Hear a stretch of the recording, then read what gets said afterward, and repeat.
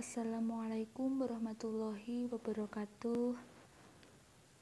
Bagaimana kabarnya anak-anak? Lama ya kita tidak bertatap muka di dalam kelas.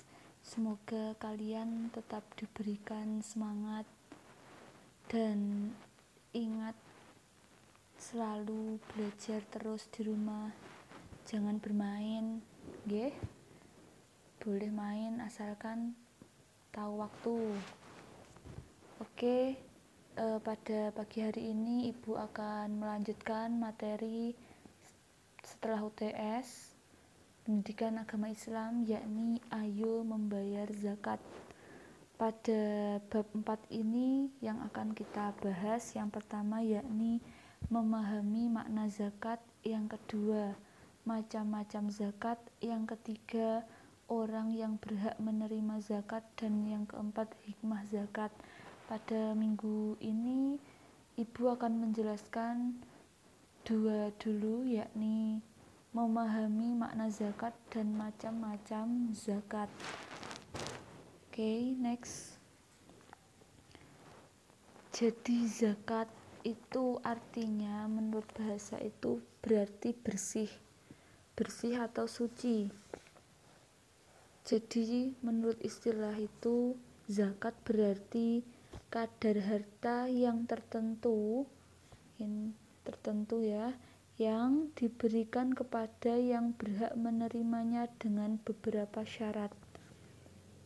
Jadi zakat itu hukumnya fardu ain atas tiap-tiap muslim yang cukup syarat-syaratnya alias mampu. Nah, kewajiban mengeluarkan zakat itu sendiri diwajibkan mulai tahun kedua Hijriah. Itu dalam Quran surat An-Nisa ayat 77. Wa aqimus sholata wa atuz zakah. Dirikanlah sholat dan bayarkanlah zakat. Ini sudah merupakan perintah Allah. Paham nggih mengenai pengertian zakat tadi? Nggih. Next ke macam-macam zakat. Jadi zakat itu ada dua. Yang pertama itu ada yang namanya zakat fitrah, dan yang kedua itu ada yang namanya zakat mal. Kita bahas yang pertama dulu, yakni zakat fitrah.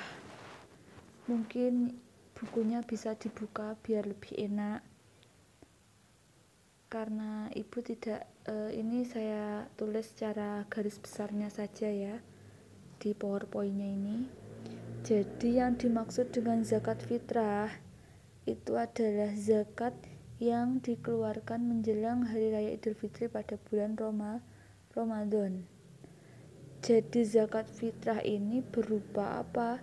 Berupa makanan pokok daerah yang bersangkutan. Misal kalau di daerah kita makanan pokoknya beras, nah itu zakat fitrah yang dikeluarkan itu berupa beras.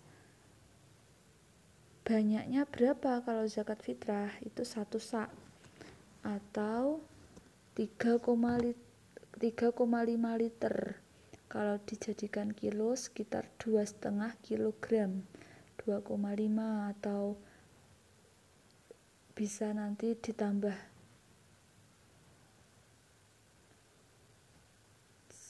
Paham nggih? Nah, orang yang wajib mengeluarkan zakat fitrah itu siapa saja? Yang pertama, jelas orang Islam. Orang Islam itu baik laki-laki maupun perempuan, sejak usia bayi sampai lanjut usia itu wajib mengeluarkan zakat. Yang kedua, yakni memiliki penghasilan yang cukup untuk kebutuhan sehari-hari. Jadi gimana nih kalau dengan anak-anak? Nah, kalau anak-anak, zakat fitrah untuk anak-anak itu menjadi tanggungan orang tua mereka. Dan yang ketiga, orang itu masih hidup sampai akhir Ramadan. Misal orang itu masih hidup, jelas wajib mengeluarkan zakat. Nah, waktu-waktu, jadi waktu mengeluarkan zakat fitrah itu yang pertama boleh dikeluarkan mulai awal bulan Ramadan sampai habis Ramadan. Jadi ketika masih hari pertama bulan Ramadan itu juga boleh sampai habis Ramadan. Jadi ya sampai habis Ramadan. Yang kedua, waktu wajib itu yaitu mulai terbenamnya matahari itu sampai penghabisan bulan Ramadan. Yang ketiga, waktu afdol atau lebih baik yaitu sesudah sholat subuh sebelum sholat Idul Fitri. Yang keempat, waktu makruh yaitu sesudah sholat hari raya tetapi sebelum matahari terbenam di hari raya. Dan yang kelima yakni waktu haram yaitu dibayar sesudah matahari terbenam di hari raya. Ya, paham nggih? Dari sini. Next kita lanjut ke zakat mal. Jadi zakat mal itu disebut juga dengan zakat harta benda, yaitu mengeluarkan sebagian harta kekayaan yang dimiliki apabila telah mencapai nisyab atau lama waktu suatu harta menjadi milik seseorang dalam jumlah tertentu. Nah, ini wajib ini. Jadi bagi orang-orang yang mampu punya harta itu wajib mengeluarkan zakat mal. Karena apa? Karena di dalam harta itu terdapat hak fakir miskin. Ini mengenai zakat mal. Syaratnya apa sih seseorang itu wajib mengeluarkan zakat mal? Yaitu yang pertama, pemilik harta adalah orang Islam. Jelas kalau orang Islam itu wajib mengeluarkan zakat mal. Yang kedua yakni pemilik harta telah balik, jelas balik dan berakal, tidak gila, itu wajib mengeluarkan zakat mal. Yang ketiga yakni harta tersebut termasuk jenis-jenis harta yang wajib dizakati. Nanti pada slide selanjutnya kita akan mempelajari jenis harta apa saja yang wajib dizakati. Yang keempat, harta tersebut telah mencapai 1 tahun. Dan yang kelima, harta tersebut adalah milik sendiri, bukan punya orang lain loh ya. Jadi harta tersebut milik sendiri, maka seseorang tersebut wajib mengeluarkan zakat mal. Nah, jenis harta yang wajib dizakati itu ada apa saja sih? Yang pertama yakni perhiasan emas dan perak yang disimpan.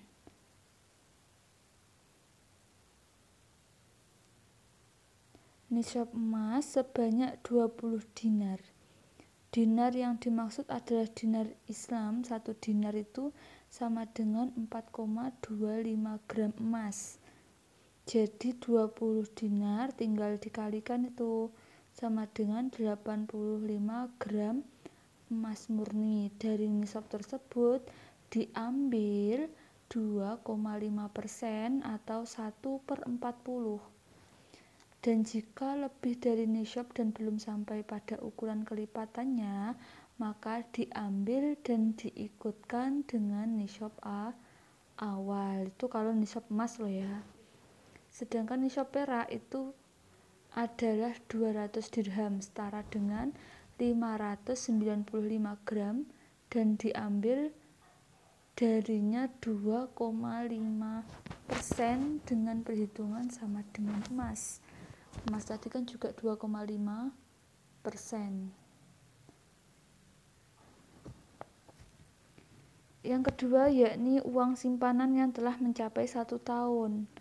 Itu zakat uang simpanan itu dianalogikan itu sama dengan zakat emas. Itu nisabnya 85 gram emas. Jika asumsi harga emas itu misal ya 500.000 per gram, maka nisabnya itu 85 kali 500.000 sama dengan 42.500.000. Tarif atau kadarnya itu 2,5% dan haulnya 1 tahun. Tuh, telah mencapai 1 tahun. Yang ketiga, ini harta atau uang yang diperoleh dari usaha berdagang atau bekerja. Jadi itu nisabnya juga 2,5% dari keuntungan bersih, laba bersih. Yang keempat ini hasil pertanian, misal padi, terus palawija dan sebagainya. Itu nisab zakat hasil pertanian adalah 300 syak kali 3 kg itu sama dengan 900 kg. Adapun ukuran yang dikeluarkan bila pertanian itu didapatkan dengan cara pengairan, itu agak ribet ya ini. Pengairan itu atau menggunakan alat penyiraman tanaman, maka zakatnya itu 1/20 atau setara dengan 5%. Dan jika pertanian itu diairi dengan hujan, tak ada hujan, maka zakatnya sebanyak 1/10 setara dengan 10% itu ya. Itu jika hasil pertanian. Berbeda lagi dengan binatang ternak.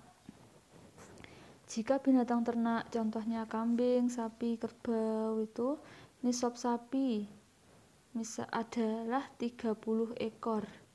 Jadi apabila kurang dari 30 ekor maka tidak ada zakatnya. Cara perhitungannya pun apabila setiap 30 ekor sapi itu zakatnya adalah 1 ekor tabi atau tabiah. Jadi dan setiap 40 ekor sapi zakatnya adalah 1 ekor musinah, tabi dan tabiah. 1 ekor musinah itu nggih. Paham nggih tabi dan tabiah itu apa? Jadi tabi dan tabiah itu adalah sapi jantan dan betina yang berusia setahun. Sedangkan musinah itu adalah sapi betina yang berusia 2 tahun itu ya. Dan kalau nisab kambing itu juga 40 ekor. Apabila kurang dari 40 ekor maka tidak ada zakatnya. Seperti itu. Dan yang terakhir, jenis harta yang wajib dizakati itu ada barang temuan. Misal perhiasan, uang logam yang terbuat dari emas atau guci. Itu tanpa mensyaratkan nisab dan haul berdasarkan keumuman sabda Rasulullah itu dalam harta temuan terdapat 1/5 zakatnya. Itu hadis riwayat muttafaqun alaihi. Nggih. Mungkin ini kita masih perlu belajar lagi ya tentang jenis harta, cara penghitungannya. Semoga kita segera bisa bertatap muka di dalam kelas sehingga bisa saya jelaskan kembali mengenai ini jenis harta yang wajib dizakati. Jadi mungkin kalau hanya seperti ini kurang paham. Semoga ada waktu, semoga kita diberikan kesempatan untuk bertatap muka. Amin. Tapi belum, kita menunggu pengumuman lebih lanjut ya. Mungkin untuk zakat kita sampai di sini dulu. Untuk materi zakat seperti orang yang berhak menerima zakat, lalu hikmah zakat kita akan bahas minggu-minggu berikutnya. Ngoten nggih? Oke. Demikian dari saya. Terima kasih. Mohon maaf kalau banyak salah. Dan jika ada pertanyaan bisa lanjut ke WA atau ke email. Akhir kata, wassalamualaikum warahmatullahi wabarakatuh.